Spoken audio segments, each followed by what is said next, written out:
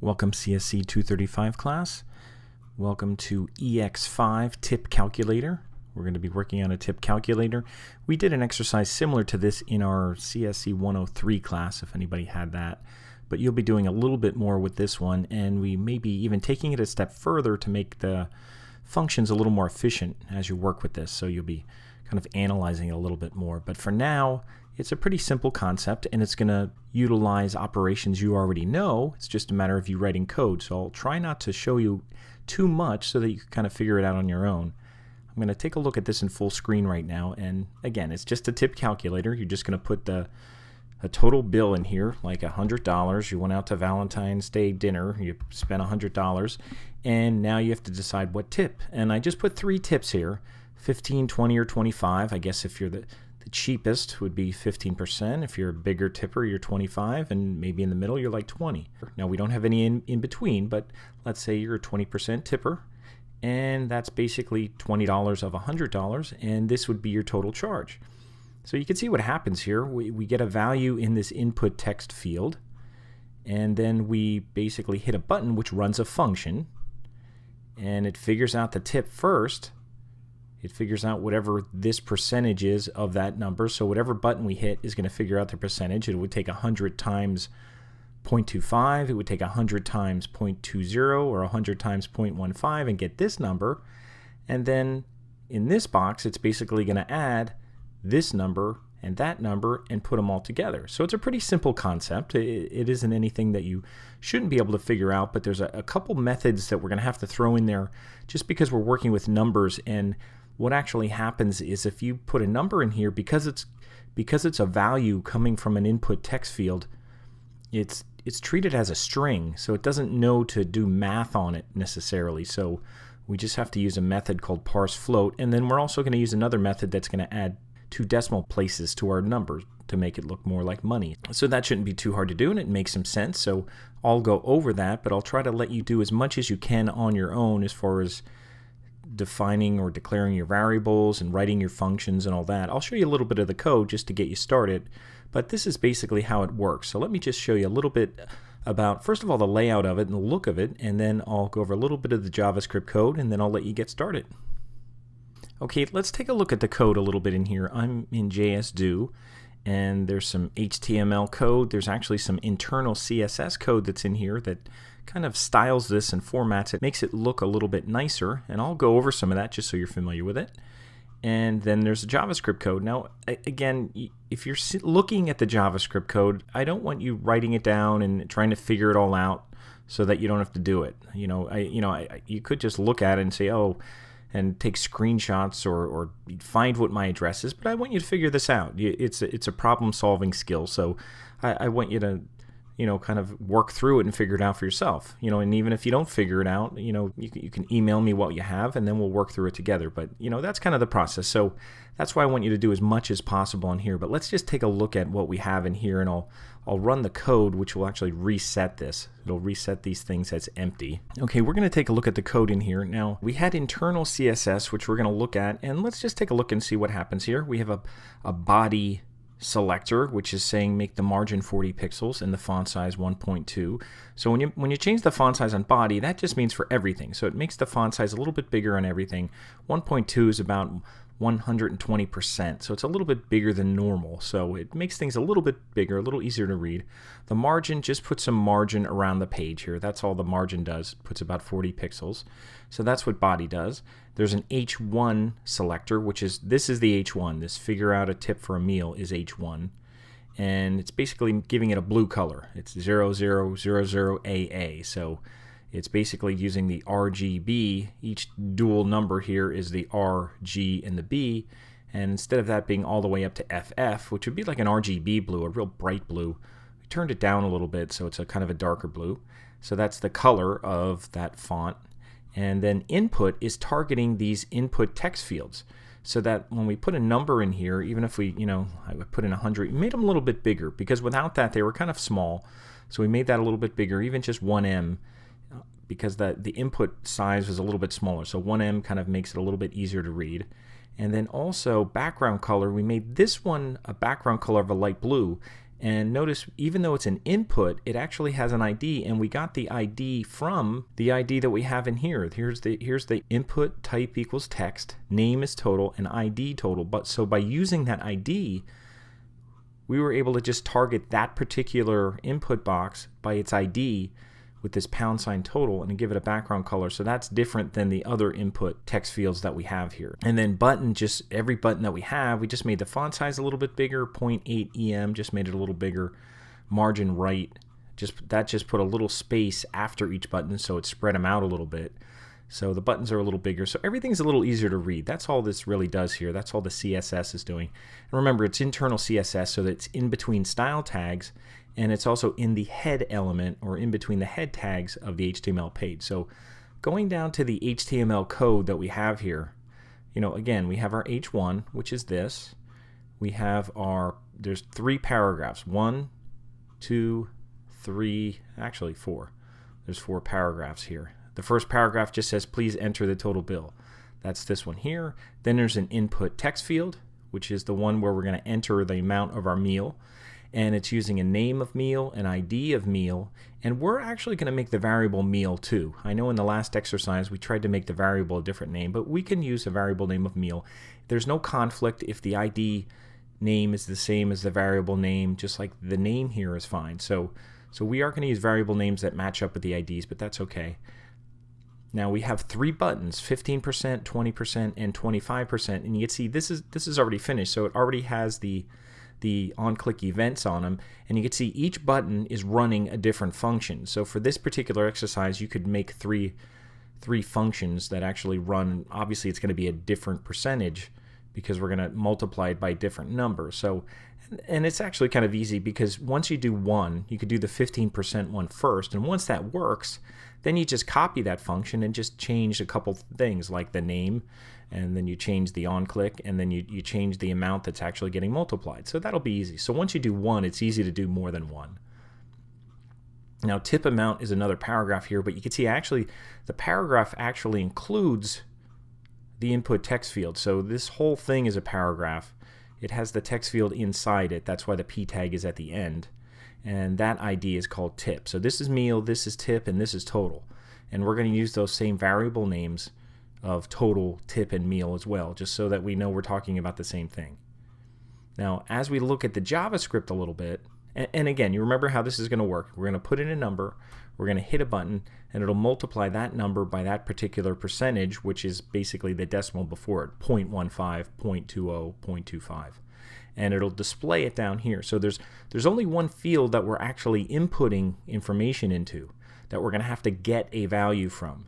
And that's going to be in here, and then we're going to be displaying values down here and displaying values down here, although we will have to take this value or this variable value, add it to that one to get this. So this one that displays here will basically be adding together this and this. So you get the idea of what's happening. So it's not that complicated, but again, you're going to be writing the code on your own.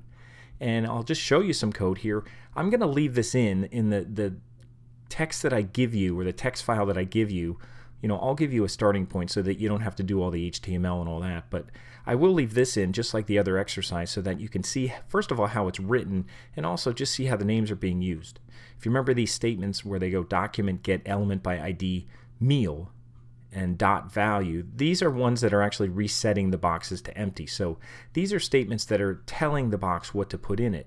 Now if you want to get a value of that box, here I have a function in the middle called function tipCalc 20 with the parentheses, and that basically is the function that runs when you click this button. And I just want to show you, there's 2 things here just to show you.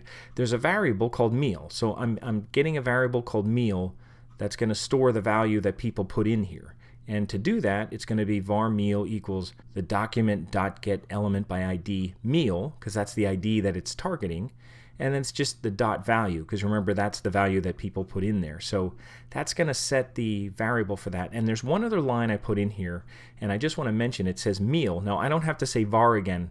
Once you have a variable, you could just use that again, and it just says meal equals, and it says parseFloat, and then meal is in there again. Now what that means, I just want to show you 2 things here. If you go to, I'll go to the home page in W3 Schools. If you just go to Learn JavaScript, they're going to be down with number methods. These are going to be methods we're going to run on numbers. And a couple of these, as you just go down the page, you'll see different methods. toString method, we're not going to convert a number to a string, so we don't need to do that. But we are going to use this one. Here's the first one. And this isn't the one I was actually talking about, but it's the first one we come to on the page. This is a method where whatever variable you put in front of it, if you say, okay, that variable, let's say your variable was your tip, you can say toFixed, and then whatever number you put in there, it puts it to that many decimal points. And it says right down here, toFixed 2 is perfect for working with money. And that's exactly what we're going to do. So we're going to be using this toFixed method with a 2 in it. And then whatever that goes in front of the dot is what you're going to be running that method on. Just remember how we had the D get full year. We had, the D was the full date, but then once we did the D.get full year, it pulled something out of it. That's what this will do. If we have a number, it'll basically take that number and add 2 decimal points to it. So that's one method we're going to use. And then if I scroll down here, we're going to look for one called parseFloat. Now you'll see one called parseInt. We're going to use one called just parseFloat. We're going to use this one. And what this does is it takes a string, because what's going to happen in here is this will get read as a string when we get the value from there. It won't read it necessarily as a number. It'll still say 100, but it won't know it's a number. And if it doesn't know it's a number, it won't be able to do math on it. So we want to make sure we can continue to do math. So after we get a variable for that value that people type in there, or whoever types a number in there, we want to just do something called parseFloat, and we'll basically just put whatever number we have, or whatever, we could put a variable in here too. If a variable is representing a number, like meal, you could put meal in here and it'll make sure that it keeps it a number. So if I go back here, I think that's what I was looking at. Up here in this part here, you can see meal equals parseFloat, and it has a capital F, and then meal is in there. So whatever value it gets, it's going to get that value, and we're going to call it meal, and it's a string. And then we basically say, okay, take that string meal equals parseFloat and do it to the string. That's going to turn it back into a number again. And remember, this holds that variable. So this variable meal is now going to, this is almost like redefining it or redeclaring it. It's going to say, okay, now meal equals what we had originally, but we're going to parseFloat it so that it's actually a number. And then we can do math with it. So, and here's the math. We're going to say a variable tip, which is whatever this is going to be, is basically going to be meal times 0.20, and that's because we're doing the tipCalc 20. So we're just using the variable times a number, and since the variable is a number, thanks to that, it should give us some amount back, like, it should give us like a 20 back. It should go 100 times 0.20. It should be running this calculation and getting this. Now at the same time in the function, it's also going to be adding it up. So what it should be doing, it should be taking, since we do have a variable that represents tip, we should be able to just go, okay, variable total bill, and I guess I called it total bill and not total. Variable total bill equals the meal plus the tip, and that's it. Now, one thing that I skipped in here is there's another thing that says document.getElementById tip.value equals tip.toFixed2. So this is the one that actually gets the value of whatever's in here and puts 2 decimals on it. Now what we have to do is we want to display this number in this input text field, or it's just a text field.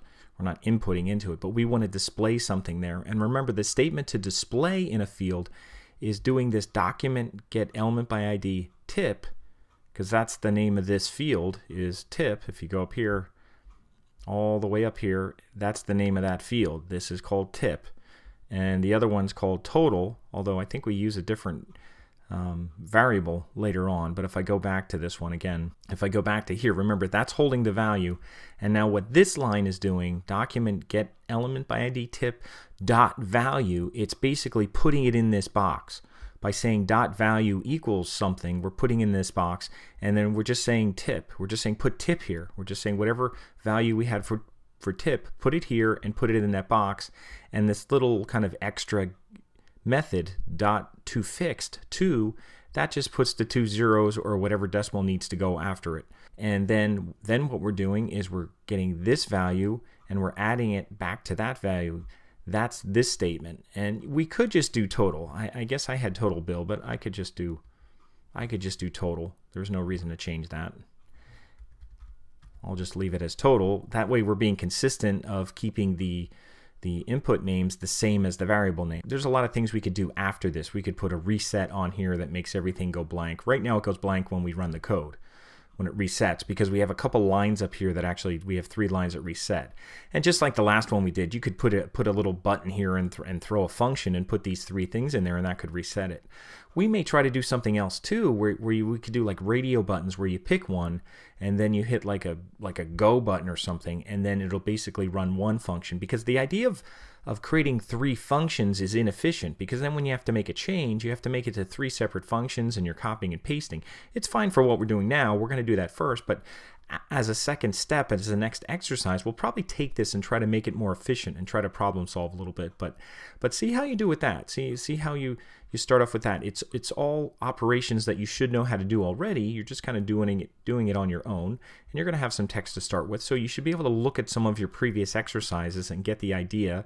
And you may run into a problem, but that's okay. That's how you're going to learn. So if you get errors, you run into problems, try to look at what the errors are. Try to figure them out before you email me, and try to problem solve on your own. Figure out what's not working. Why is this not working? Try different things and see what happens, and you'll get better at doing this. So good luck with ex5. Now again, what I'm going to do is I'm going to give you a file to start with. You will put the name in here and call it ex5-tipCalc, and then you'll do save as new JS. You put the name in first, and then you do save as new JS. This one's already being used, so I can't change it. So, if I called this 2 or something and I did save as new JS, now I'd have a new one called 2. But I don't know if I made any changes to that. So just like you did before, and I'll post instructions for that, but this is the only video I'll do, so I'm not going to go through doing everything to make sure everything works. I trust you to work on your code and figure it out.